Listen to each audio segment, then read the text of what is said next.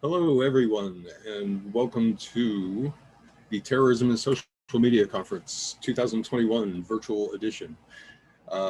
We are here with a great panel to talk about the topic of rethinking online radicalization, and we have a lot to talk about and not too much time, so I'm mostly just going to get out of the way and let our panelists speak. I will say that this is a subject that's near and dear to my heart. About 10 years ago, I wrote a piece called How Terrorists Use the Internet, the same way as everybody else does. And it was pretty much true at the time, but it is not anymore. So I think, this is a field that changes a lot, and we need to rethink a lot of our assumptions as we go through this. So our panel today includes Meili Criezis of American University, Julia Handel of the Violence Prevention Network, Andrew Mines of GWU's Program on Extremism, and Joe Whittaker of Swansea University. And I, of course, am your host, J.M. Berger, also of Swansea University. We're going to go, everybody's going to talk for about 10 minutes, and then we're going to do Q&A. The Q&A function is how we will take questions. So if you look down at the bottom of your screen, you'll see a little button that says Q&A. You can type your questions in there. We'll try and pick some of those to discuss. And just so you know, this is being recorded. Some of these sessions are in Chatham House rules. This one is not. It's being recorded, and it will be posted online at some point in the future. So, if you have a particularly shocking or sensitive question, you should think about not asking it. So, we're going to start off with Meili Criezis. She's a graduate fellow at AU's Polarization and Extremism Research Innovation Lab with the awesome acronym PERIL. She researches extremist propaganda, how ISIS uses encrypted apps, extremist online networks, and cross-ideological violent extremism, which is a topic near and dear to my heart. She recently published a paper called Many Sisters Wish They Were Men, Gendered Discourse and Themes in Pro-ISIS Online Communities, which is a topic that's really, I think we're finally starting to do some really substantive work on gender and extremism. So I'm always excited to see something like that. And I'm going to turn it over to Meili for the first presentation. Hi, good morning, good afternoon, or good evening, wherever you are in the world. And thank you, JM, for the introduction. And thank you for the invitation to be on the panel. So today I'm going to talk about not the Islamic State, but I will discuss a bit about the platform migration onto Telegram. Excuse me. So it was really interesting following the January 6th insurrection. Parler faced a lot of restrictions from places like Amazon. They dropped them. Also, the iTunes Store, Apple Store dropped Parler for violations, and especially after this disturbing information came out about Parler users' participation on January 6th. So due to this, due to the dropping of this platform on multiple sites, Parler users realized that they did not really have a stable home on Parler, and it was quite popular at the time, but they began migrating onto Telegram, which I'm sure we are all pretty familiar with in this extremism research space. And Parler users began promoting Telegram as an alternate platform. They expressed how the banning of Parler signaled the attack on free speech, and how the only safe place to freely express yourself would now be Telegram. And also, given that Telegram has encryption capabilities, it also seemed like a safer place to hide from law enforcement, or also other researchers that are trying to find out how these groups are coordinating. And I wanted also to bring up another lesser known app. It's Meili. And so around the same time, especially following January 6th, users on Meili as well began their platform migration onto Telegram. And just quickly going over who was on Meili. So the types of content and individuals that were on Meili were people that might be in militia group chats, for example, general QAnon content, general far-right stuff, also white supremacist material as well. And then they began migrating onto Telegram as well, because Meili around the same time also began restricting a lot of the QAnon disinformation.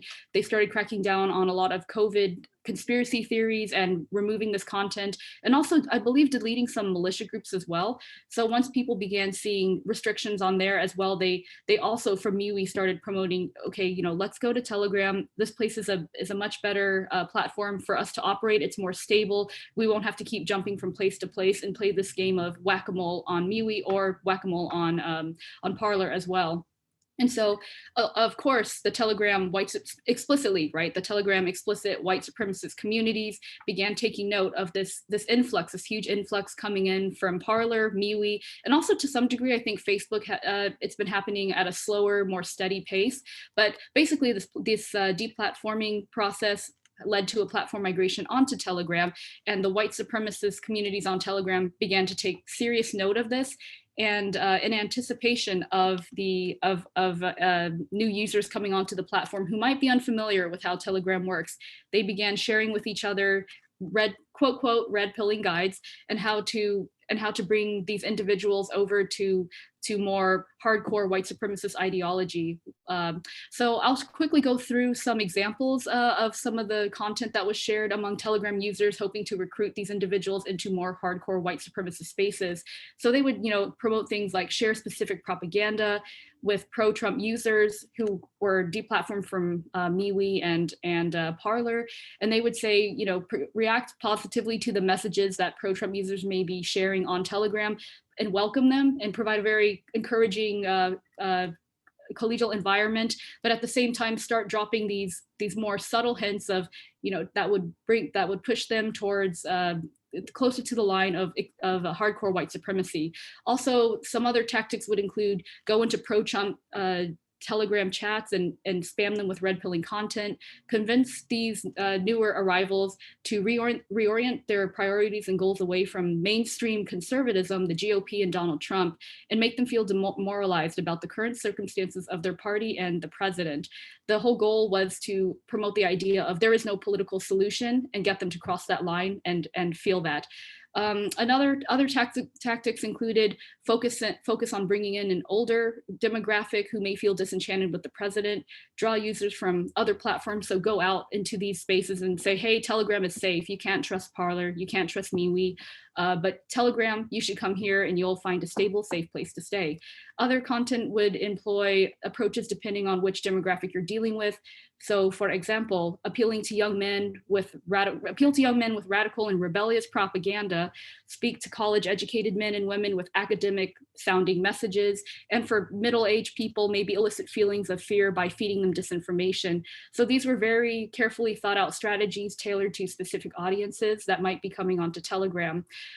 Also, they would promote the idea that new users will not want to return to controlled opposition platforms like Parler. So even though right now Parler actually has been reinstated on the on Apple, the goal is to not let these people that were previously deplatformed return to Parler, and they're promoting the whole idea that, you know, even though you can go back to the platform, the fact that you were removed from it from the first place, and that Parler gave quote quote, you know, gave in, so to speak, and agreed to Apple iOS policies, that shows that it's not a trustworthy place and you will be surveilled and your data will be collected. So they are trying to promote the idea that there can never be a trust between former users of Parler and they should never go back to that platform.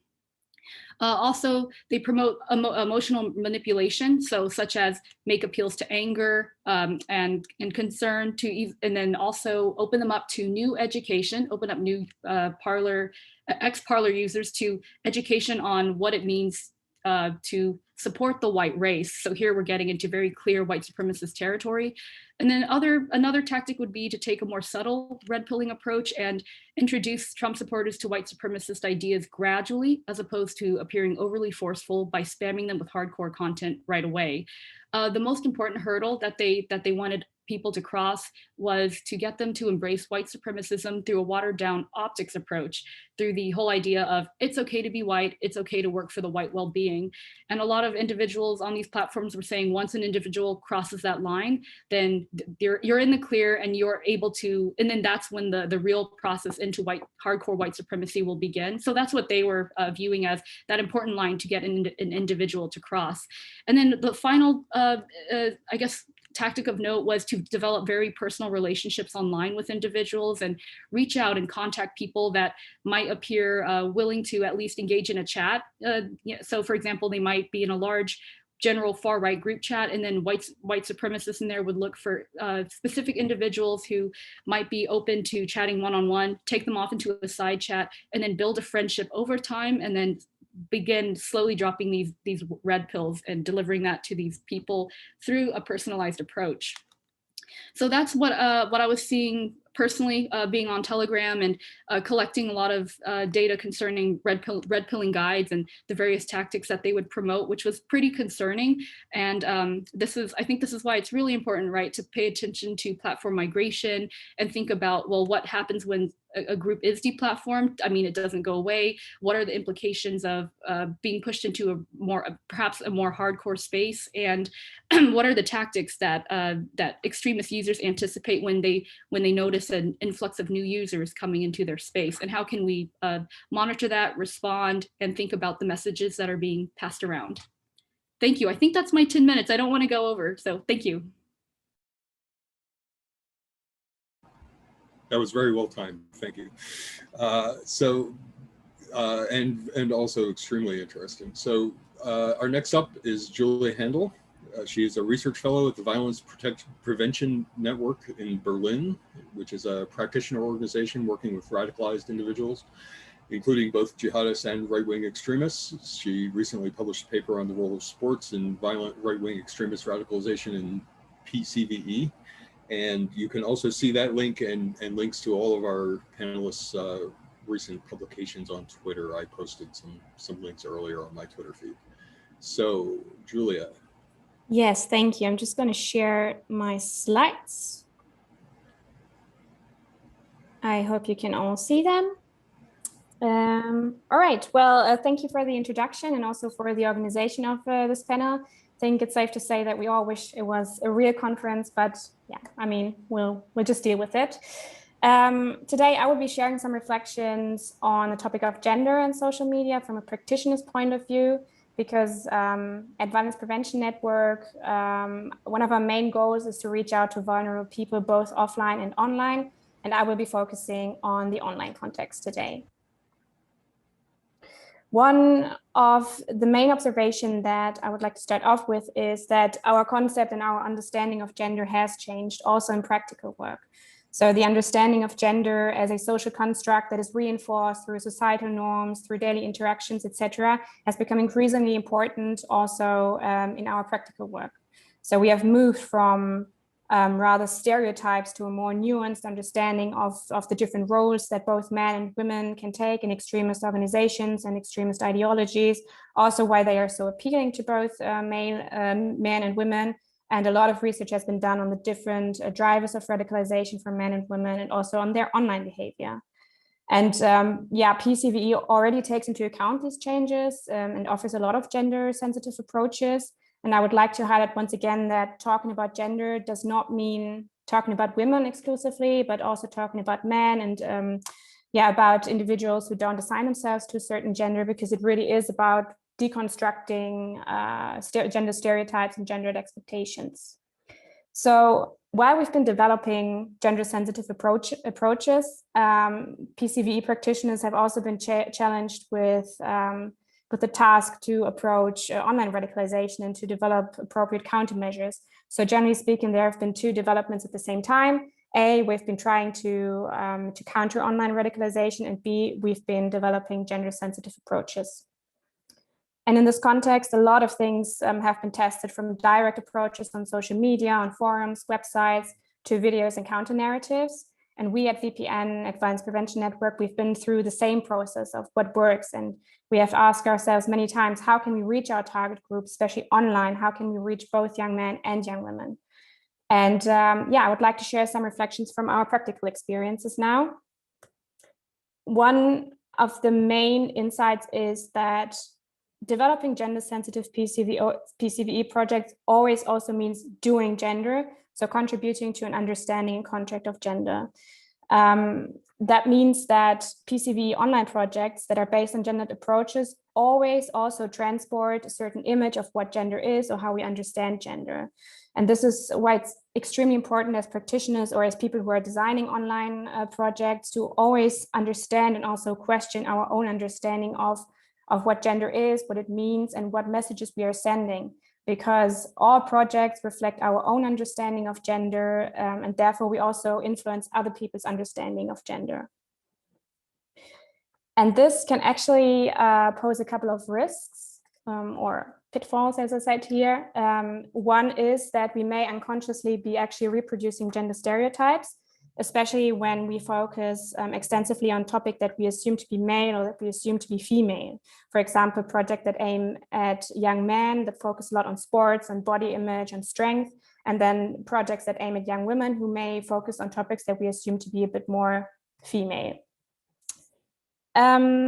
This also contributes to separation of the target group. I mean, this slide is a bit black and white, I know that, and a lot of PCVE projects work rather in a gray zone and already take this into account, but I think, yeah, the message is clear here. One of the other risks is that we may contribute to a homogenization of the target group. That means if we focus on projects that tackle topics that are supposedly male or female, we follow the underlying assumption that the target group is the same, or the target group has the same needs, the same questions, wants to talk about the same topics. And therefore, we also contribute to a homogenization of the group, although we know that drivers for radicalization can be extremely different and are always individual. And by doing so, we might actually also leave out or even alienate people who do not necessarily identify with either of the two groups. And in the implementation of such projects, there's a very thin line between creating a safe space for certain groups to express their needs, to express their worries, to express their grievances, and accidentally reinforcing underlying gender stereotypes. Because especially PCVE programs should be the place where such gender stereotypes can be deconstructed and where space for dialogue is created. And one of the main issues here is we never exactly know what the individual needs. We can only assume, and we can of course speak from our professional experiences. But in the end, all information that we put out there is perceived individually and interpreted individually. And that makes it so difficult to actually target direct campaigns and online PCVE programs. In our online prevention projects against Islamist extremism, we for a very long time had more male followers than female followers, especially on more old school social media platforms such as Facebook.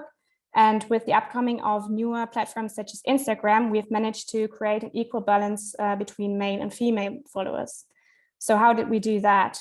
We have actually focused less on reaching out to a specific target group and have rather tried to create content that is as diverse as possible. This includes, for example, working with male and female role models that don't speak on what are assumed male or female topics. For example, here I've picked two examples of a mixed group that is speaking on the concept of honor in Islam, or a female professor who's talking about the role of music in Islam. And this means that people assigning themselves to a certain gender are not separated, but they can interact with each other and they can build a community together. And this is an approach where everybody can kind of pick and choose what's most interesting to them. And this also means that, for example, young men could consume content that would be dubbed as female and vice versa. And this is really not to say that gender specific or very narrowed and targeted projects are not useful. They can be, because it's important to create safe spaces for certain groups. But in the end, it all comes down to the specific goal of the project. We in this project, for example, are trying to reach out to vulnerable youth who may not be as radical yet, but who are looking for information and who are looking for exchange. And when we look at online projects or PCVE projects in general, we see certain trends. For example, that for a long time, women were overlooked and gendered issues were not included in PCVE projects or were not taken into account. And then we had a phase of very narrowed and very targeted projects. And this, this is an attempt to maybe take a step back and to offer a broad range of content rather than separating it according to the gender, because this also prevents us as practitioners from from framing our constructs of gender, and it gives a lot of agency to the target group. And the same discussion has actually been raised around counter narratives. I would like to refer here to my German colleague Linda Schlegel, who has advocated for a bookstore approach for counter narratives, which means that instead of already proposing certain narratives, individuals are free to browse through a variety of content, and they can pick and choose whatever seems most relevant to them. And this is actually also what I would like to close with, because we as PCVE practitioners, we should offer our target group the opportunity to decide for themselves how they define and how they understand gender. And that's actually it from my side. I hope that was all right time-wise. Yes, thank you. And also really fascinating stuff. Thank you very much. Next up is Andrew Mines. He's a research fellow with the program on extremism at George Washington University, pursuing a master's degree in forensic psychology. He studies terrorists and extremists' behavior through some of the program on extremism's partnership programs. He's previously with CTC at West Point, and he is going to, okay, oops, sorry, I have too many windows open, so I get disoriented. Andrew, you good to go? Yeah, I believe so. Can you see that okay? Yep. All right, perfect. Then I'll take it away. Hi, everyone. I'm Andrew. I work at the program on extremism at George Washington University here in DC. We've been doing a lot of work these last several months on the attack that took place at the U.S. Capitol on January 6th. So if anyone has any interest on the topic, after this or kind of ongoing, I encourage you to check out our website, extremism.gwu.edu, and you can find our work on the attack under the research tab. Big thanks to Joe and JM for organizing and chairing this panel, and the team at Swansea, of course. I also want to give a quick shout out to a really awesome team of very smart women who are working with me on this project. So big thanks to Danielle Carrier, Ilana Krill, and Maddie Birkenfeld. We've been working together to gauge the perceptions of folks who were involved or participated in the January 6th attack. And I'll get to that in a second. But first, I want to talk a little bit about something that might be intuitive, but it's still worth laying out, which is why study the January 6th attack, right? And there's a few good reasons. The first is that the scale of both the attack and then the following investigation and prosecutions has been virtually unprecedented. There were thousands of people inside and outside the Capitol that day, and we've almost passed on our online tracker about 500 federal prosecution cases. The second is that those who showed up on January 6th are incredibly diverse in terms of their ideological leanings, organizational affiliations, or sometimes lack thereof, right? Previous engagement with extremist activities, the charges they're facing, and more. But when we think about the fractured nature of the domestic extremist landscape here in the US, we get in this attack a snapshot that we've perhaps never had before into many of these dynamics. The third is that the amount of evidence that is available to us between social media activity, court documents, congressional hearings, news reporting, research, and other sources, it provides us an amount of coverage that is extremely rare when it comes to observing extremism in action. And between these many sources, we're getting insights in particular into how individuals' social media activity actually is being used as legal evidence from before the attack to during and even after the attack. And finally, when we pull all those factors together and others, we have the potential to gauge insights into incredibly complex and diverse radicalization processes. These mix online and offline activity. And for some of the folks we're looking at, it appears that the end of the attack itself was not the end of their own processes.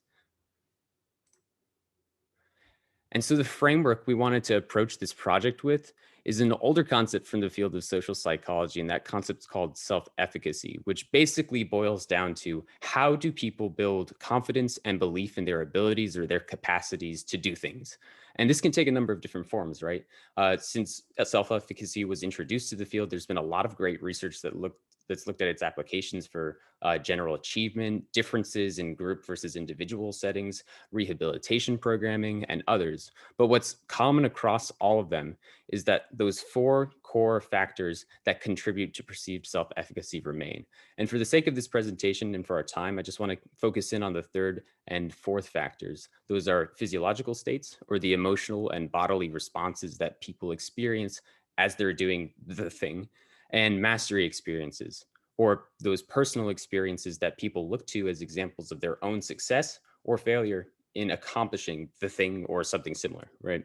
So together, when you pull them together, they can actually facilitate or hinder future action, depending on how people's experiences kind of played out and how they perceive those experiences.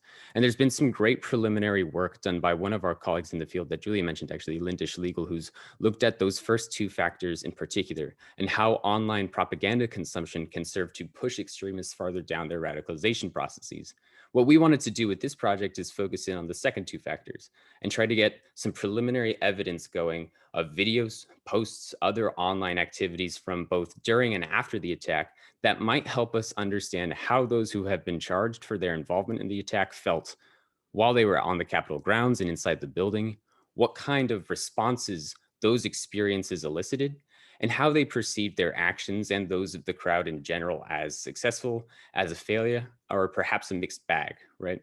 Now, when we often conceive of radicalization processes, we tend to think of them as essentially being finished or near finished by the time folks engage in and are arrested for, if they are arrested, extremist activities. What this framework encourages us to think about, as we saw in our own preliminary sweep for this project, is that oftentimes the underlying belief systems and behaviors that define what makes an extremist are still being cemented, reaffirmed, or maybe even challenged and broken down both during and after the commission of a related crime. Online posts, social media activities, other things offer us unique opportunities to peer into those processes. And so that's what we wanted to focus on with this project. Now, the two individuals I'm going to show you are definitely not randomly selected, but I think they provide good examples of the concepts that we're talking about. And the first is he's a member of the Proud Boys. His name is Dominic Pizzola. He's retired corporal in the U.S. Marines, 8 years of service, traveled from New York to D.C. ahead of January 6th. And there's an abundance of online evidence, some of which you can see on your screen, showing Pizzola at the front of the crowd as it overran law enforcement lines, of him robbing a police officer of his shield and using it to try to break into the Capitol building through violent force. There's also a now well-circulated video that shows Pizzola inside the Capitol building smoking and saying that quote, which you can see on your screens. Now, unfortunately for him, that quote was one of the key pieces of evidence referred to by a US federal court judge to deny him release ahead of trial on account of the dangerousness that he poses. That same judge also cited other online statements and videos made of Pizzola and Proud Boys agreeing on the threat of future violence in DC. Now, his case is still very much an open question, but when we look at kind of the totality of his actions, his online statements, and other related activity, we start to see a picture emerging of someone whose expressed goal, in his own words, was stopping the certification of the Electoral College vote, who appears to have elicited a very positive set of emotions during the attack, who garnered a sense of pride and accomplishment from the attack, and who took to social media to boast of his successes and those of his affiliates in the Proud Boys and the wider crowd, both during and after the attack. The second case I wanted to show you is an interesting one, and that's of Seth Aaron Penley. And I apologize for the photo there if anybody's missing their gym during the pandemic environment. But he is from Texas.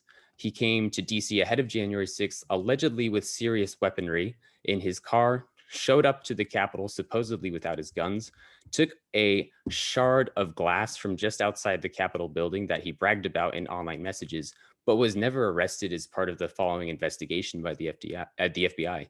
And I wanted to share with you some posts that he made afterwards, after the attack, in an online forum called My Militia, which is essentially a website service designed to connect individuals to militias in their areas. Penley states, "I don't understand. I'm sure we emboldened a good number of the more timid, but I feel like we all went into this with the intention of getting very little done. How much did you expect to do when we all willingly go in unarmed? Let me tell you what I think. For weeks, I had prepared to show up at the Capitol as strapped as possible. The whole time, I had high hopes that someone would understand. My plans continued as well as possible. I tried not to say too much in fear of backlash, but I feel like I gave it a good solid try. I still brought with me exactly what I had planned on bringing, which is a reference to his gun, only left the gun, in my ride after seeing 0 people accompanying me in my endeavor. And so Penley's words here are interesting because they reflect something of a belief that the broader effort on January 6th was a bit of a failure, but that his own actions amounted to, in his words, a solid effort, right? In the weeks that followed, he reoriented, right? Moving away from that group activity into kind of his own personal activity. He began plotting to bomb Amazon Web Services, their data servers in Virginia, with the hopes that, in his words, he would spark an aggressive federal response and that his martyrdom would push others who are on the fence into his perceived in-group. He was arrested before that could happen. And so I know I'm running up on time here, so I just want to quickly say that what we've seen so far has been a mixed bag, right? Even within like categories. So if we hone in on the Oath Keepers, for example, there are those who came away from this attack with a sincere sense of pride and accomplishment. And there are those who also indicated some sense of failure and frustration that they directed at their group leadership. There's also a lot more work we need to do here that goes beyond examining just online activity. There's a lot that we can learn from online activity, but we also want to complement those qualitative narratives with a comprehensive data-driven project and also with some solid interview work, right? We also want to look at the implications of the January 6th attack beyond those who were just arrested and charged in relation to their involvement. And one big question I'd like to leave you all with here as I finish was, a lot of folks in this country and around the world have been and will continue to engage with January 6th related content online for years to come. If we think about the first 2 factors of self-efficacy in particular, how might those folks engage and interact with that content in a vicarious manner online as they experience it? And how might that content serve as an idealized model for people to conform their own beliefs and their own behaviors to going forward? I'll finish with that, and thanks a lot. Thank you, Andrew. Some really great stuff there. I'm really, it's really just a huge event in extremism in this country, and it's going to be very interesting to see how that plays out. So last but not least, we have Joe Whittaker, who is, like me, a PhD candidate at Swansea University. Unlike me, he's probably seen a light at the end of the tunnel on that process. He's also a lecturer in cyber threats, and he's recently published on the topic of the online behaviors of Islamic State terrorists in the US. As I mentioned before, you can find everybody's most recent publication on my Twitter feed. And he researches more broadly terrorist and extremist use of the internet, and we're going to talk about the online and offline dichotomy a bit, I believe. Beautiful. Thank you so much, JM. I will just grab my slides.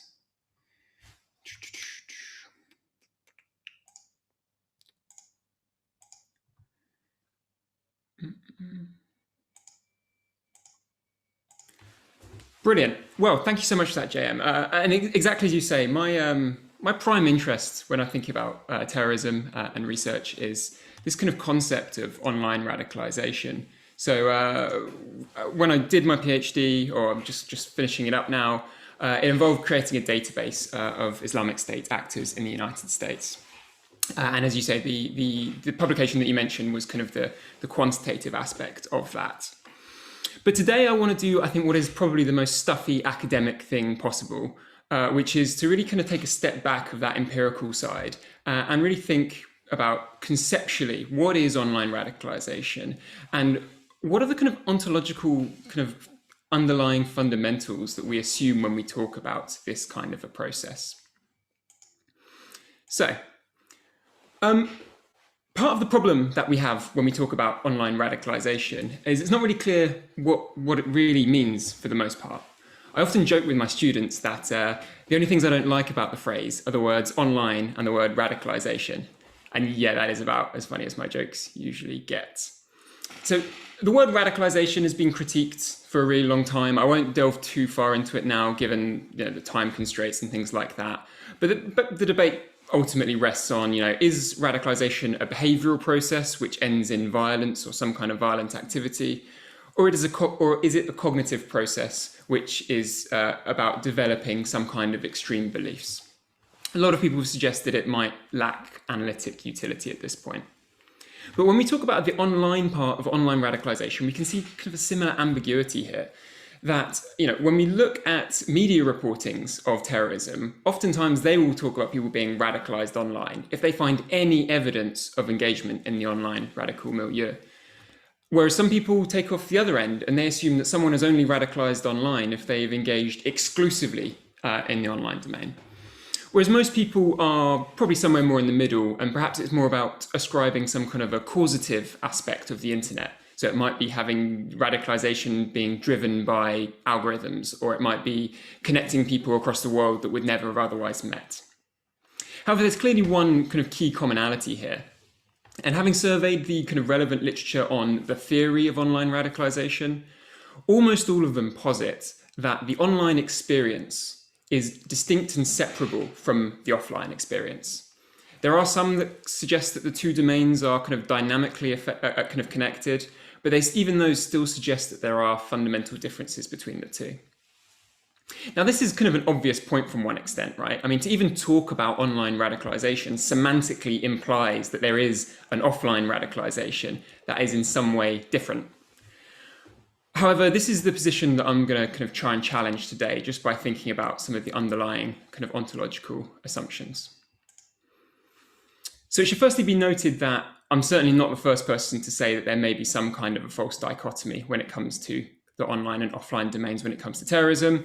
So Paul Gill's written a very widely cited, excellent piece of research on that. My own piece of research, which JM mentioned at the top end, as well as a few others, empirically have found that terrorists tend to operate in both the online and the offline domain.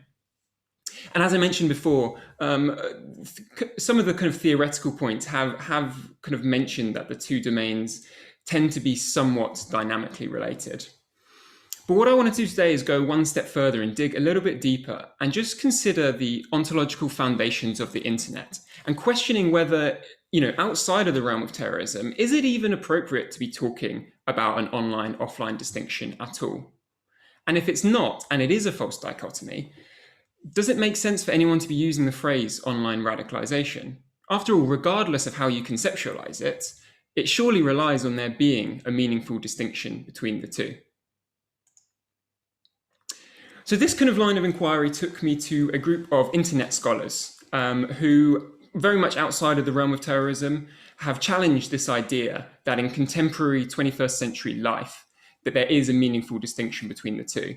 And a number of them have used the phrase on life to describe the kind of contemporary information environment, which combines both the online and the offline. They've got a lot of arguments, but the main thrust of it is that changes within scientific technology over the last 2 decades have quite effectively brought about the online and offline worlds together to a point in which they can't really be separated. Unfortunately, I am actually old enough that I remember the 90s to a point in which you had to literally very deliberatively go online. Sit in front of a desktop, you dial up your modem and it would make that weird sound, beep, beep, boop, boop. And you went online, and that was a distinct activity and thing that you do. Very clearly, that's not the case now. We clearly all have one of these, a smartphone, in which we are either online all of the time, or at the very least, because of push notifications, we're in a state of online readiness 24/7. And clearly, as shown by some of the pictures I've got here, whether it's the Internet of Things, augmented reality, whatever, this is only going to become more so in the future, whether it's cars, fridges, watches, glasses, whatever. Those two domains are going to continue to become even closely more aligned. And I think one of the key arguments they tend to make is that social media tends to supplement our offline lives rather than replacing it entirely. So offline factors can play a huge part in who we're friends with, in face-to-face communications, our place within society, socio-demographically, as well as how we make sense of the world epistemologically. And in turn, these types of offline factors can kind of dramatically inform how we behave online. And the converse is clearly true too. So what happens offline, what happens online affects how we behave offline too. So who can honestly say that they've kind of walked past a site of natural beauty and they've not picked up their phone thinking about how many likes or shares it's going to get on social media, or posted a picture of a delicious plate of food or something like that? Clearly, the way our minds now work is that the two domains are very, very often dynamically intertwined. Now, this type of reasoning has not really been discussed that much within terrorism research, save one article that was released at the back end of 2020 by Danielle Valentini and colleagues, in which they kind of challenged this ontological position when talking about radicalization. And they argue that scholars in the field, either explicitly or implicitly, have tended to assume that the two domains act autonomously. However, they make the point that the online and physical spaces tend to conflate in a way that continually evolves and integrates both domains in a way that's not really separable. So I'm going to finish up just by talking about one of the case studies from my PhD. And I'm sure it's one that Andrew will know quite well working for GW, but it's an individual called Abdullah Youssef, who was an individual who attempted to travel from the Minneapolis-St. Paul region to fight in Syria for the Islamic State. Now, this isn't meant to be representative or things like that. It's really just meant to demonstrate the different kind of dynamics that are at play when we think about online dynamics or offline ones. So I think the casual observer might assume that for Youssef, it's a kind of a cut and dried case of offline radicalization.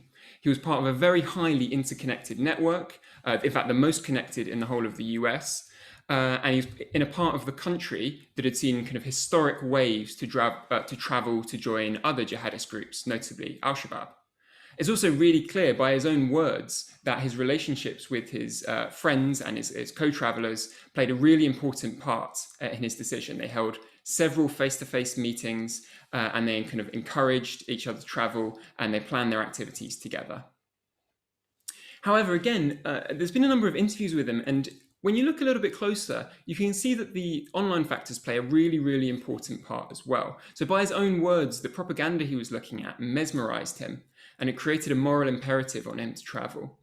He said that watching Anwar al-Awlaki videos was akin to binging episodes of Game of Thrones because he felt so gripped by it. And he was also very active on social media, including keeping in contact with a number of foreign fighters on Instagram that had already traveled, who are showing off their life amongst the caliphate.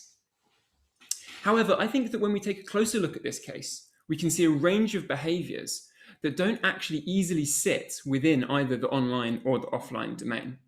So yes, he did watch so much kind of online propaganda, but this very often happened with his offline network. So they would get together after basketball sessions, they would all go around someone's house and they would put on YouTube and they would watch the sermons together, or they'd watch the ISIS propaganda together, and then they would discuss it as a group. He also did keep in contact with people that had already traveled to the caliphate via social media. But these individuals were people that, at least at the start, had blossomed out of his connection of offline networks, such as his friends that had already traveled before him. And he even conducted his own independent research online to to read up about the Syrian conflict, which he himself cited as an important factor for motivating him. However, this was at the behest of his history teacher, who set it as a kind of an in-class school assignment. So you can see a number of different kind of factors going on, which lead to him eventually making his decision.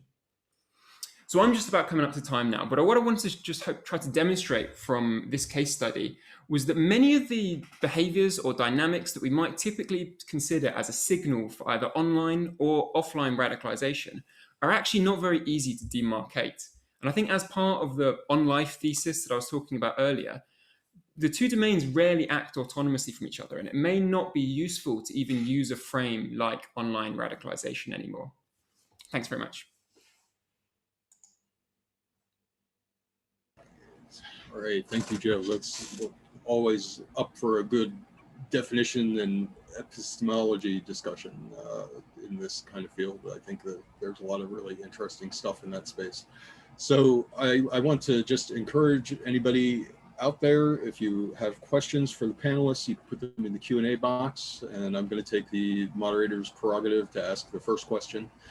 And I'm going to address this to everyone, because you've all worked with case studies of extremist behavior, and some of you have specialized in this particular question, but I am increasingly interested in the issue of gender and extremism, and particularly there's an interplay between how people view their gender identity and how people interact with other identities. And so my pet theory, which is completely unrigorous, is that how people learn about gender influences how they learn about how they process identity later. So you're taught to process identity. The first identity that you learn to process is often gender, and what you learn in that process sort of plays out in these sort of later things. So the question is, when you're looking at extremist case studies in general, or you're looking at sort of broad patterns of behavior,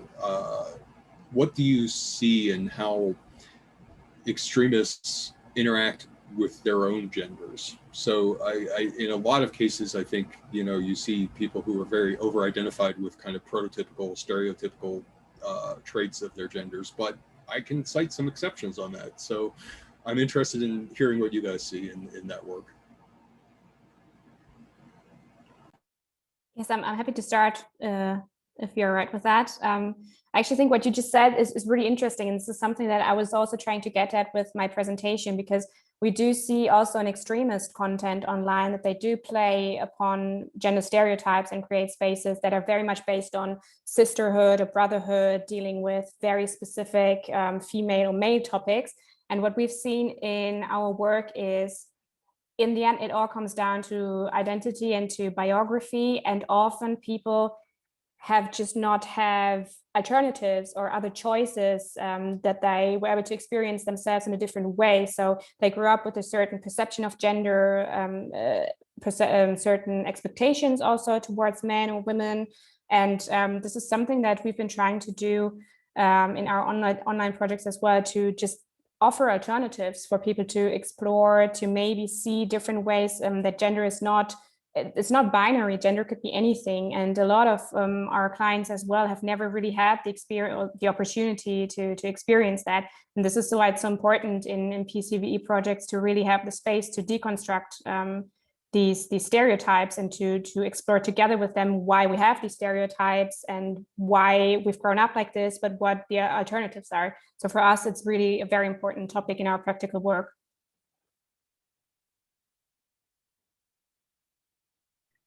Yes, if it's all right if I tack onto that. Yeah, that's really interesting, Julia, about the need for more of a flexible framework, and not, as you said, forcing people into one or the other, or viewing it as like such a strict dichotomy. So what I've noticed in some of the ISIS spaces, it's very subtle. So I can't say it's like a huge shift in anything, but I have noticed in some private ISIS groups that there are individuals that are encouraging anyone who may be a woman behind the screen to either be in the group. It's okay to be in the group with the female username, but don't talk, or you can be in the group, but you need to change your name to either gender neutral or explicitly male username, and then you are allowed to engage.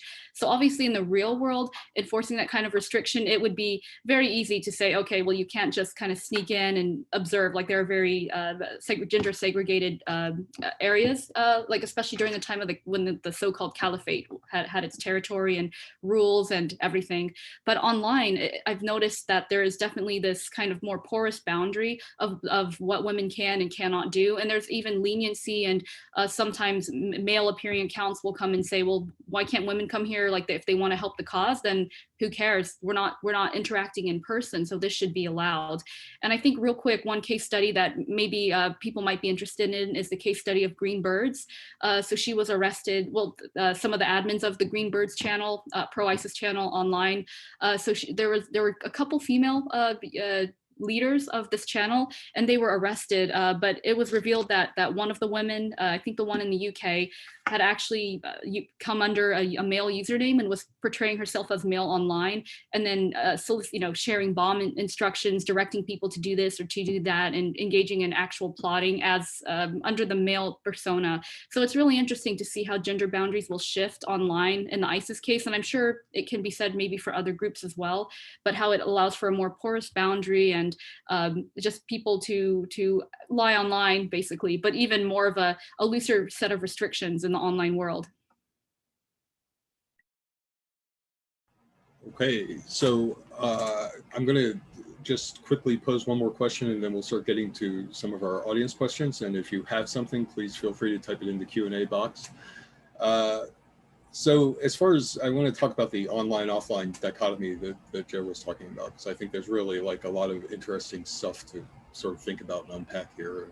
I'm old enough to remember the 1970s when none of the elements of our daily lives are the same as they were back then. So I mean, it's a remarkable evolution, and so I think, I think there's it's very accurate, and a topic that's of great interest to me in a lot of ways is this sort of melding of online and offline life and the sort of difficulty in distinguishing them. But I think what, is interesting to sort of try and account for is how the elements of online warp the dynamics that we see offline, and I'd be interested in hearing sort of what any of you think about that. And what I would say, is that when you look at things like reach and range, like, how many people can you reach with your words and your feelings and your content, and how great of a geographical distance can you do it from?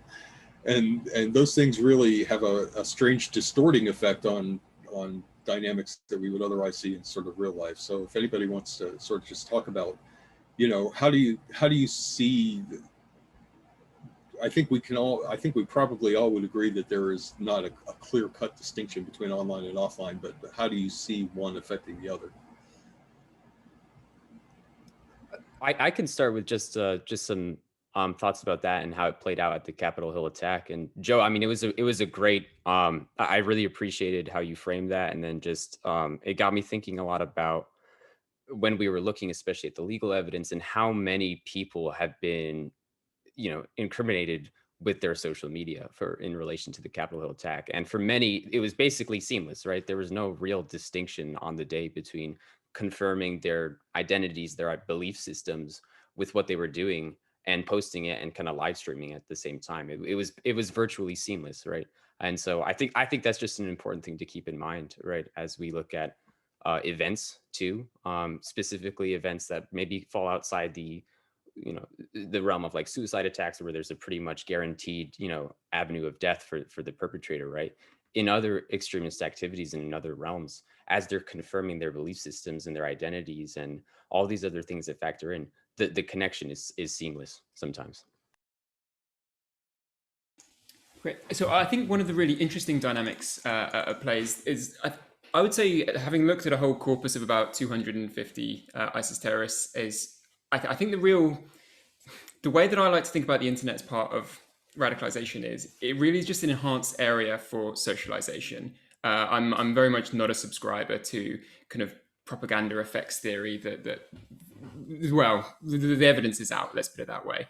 But I really think that where the internet might be most potent, or where online technologies might be most potent, is as a way of providing another socialization space for people.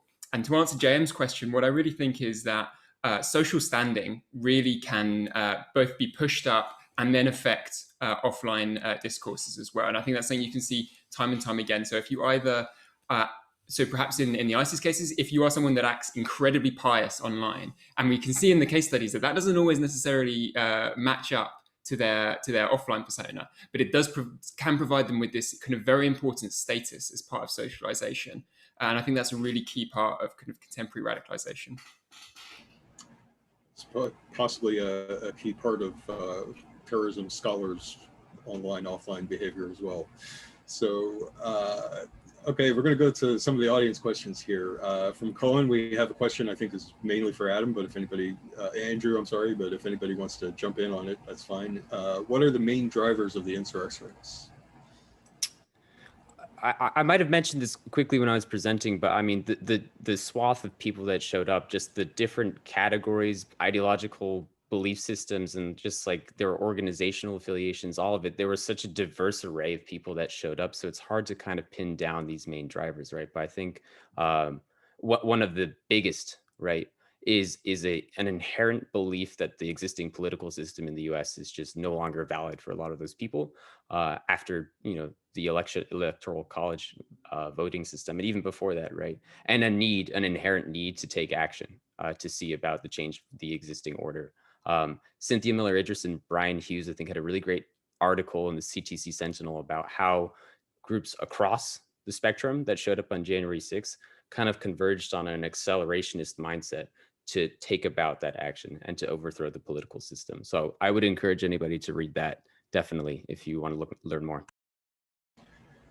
And since I'm not associated with an American institution, I can also point out that one of the big drivers is a large charismatic leader figure, which is typically what motivates a lot of extremist movements. You have that particular individual who is deeply influential and who gets people together is the nexus around which events coalesce. We have a question from Julia. There have been reports of women in the Al-Hol, Al-Raj camps, prisons in Syria, posting through Telegram content to radicalize others. I've seen some of those reports too. She asks have you seen much of this and what content appears to radicalize more? Has anybody had some experience with that?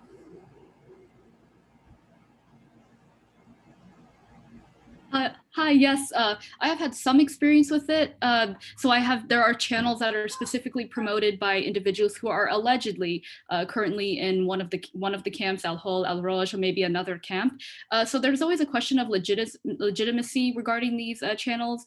And it can be done for different reasons, like these fundraisers. Is this really going to be for women that are allegedly in the camps, or is it a scam? So I think it can be hard to tell exactly like who is this connected to and what are the motivations behind these postings. But a lot of these channels that are allegedly from the camps focus on fundraising for food, for supplies, very vague things too, like for the brothers or the sisters, and it won't elaborate, but it's very interesting. But I've seen a lot of those on Telegram. Let's see, I think, oh my gosh, the name is slipping, unfortunately. I'll have to check back with it later, but there's a researcher who focuses specifically on the camps. I should try to find the name and hopefully I can type it in the chat maybe. But yeah, she's from Harvard, Russian researcher, and she focuses explicitly on these Al-Hol stories, and she would definitely have a lot more knowledge on that. Yeah, it's a Vera Mironova or Milanova, somebody. Yes, thank you. I felt so bad. I'm like, oh no, thank you. No. Yeah, that's where I've seen a lot of that too. So, okay, so we have a question that and I think it's going to have to be the last one because we're pushing up against time. But how many of the speakers have debriefed individuals who have been through the justice system to ask questions about whether they were radicalized online as opposed to other kinds of steps? So I will say that I've talked to a couple of people who have been through the system. But most of the interviews that I did in that space dealt with stuff that happened in the 90s. And so it is not super relevant to the online offline question. So I would encourage anybody else who wants to talk about that. Julia, obviously your work puts you kind of front and center on that one. Yes, thank you. So I'm not a practitioner myself. I'm more on the research side, so I haven't spoken to any individuals myself.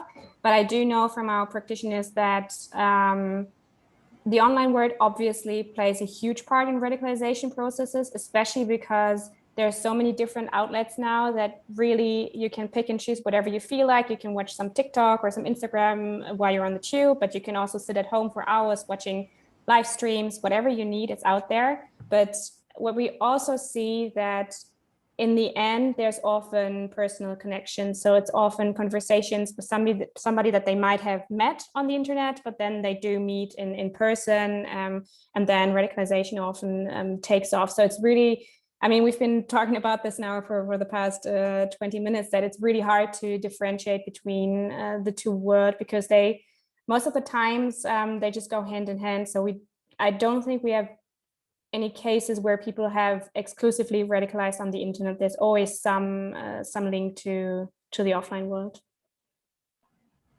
Okay, I think that's going to be our last word. I really want to thank all our panelists. A really great conversation, great presentations. Joe, Andrew, Julia, and Meili. I want to thank Swansea University and Stuart for the opportunity to do this.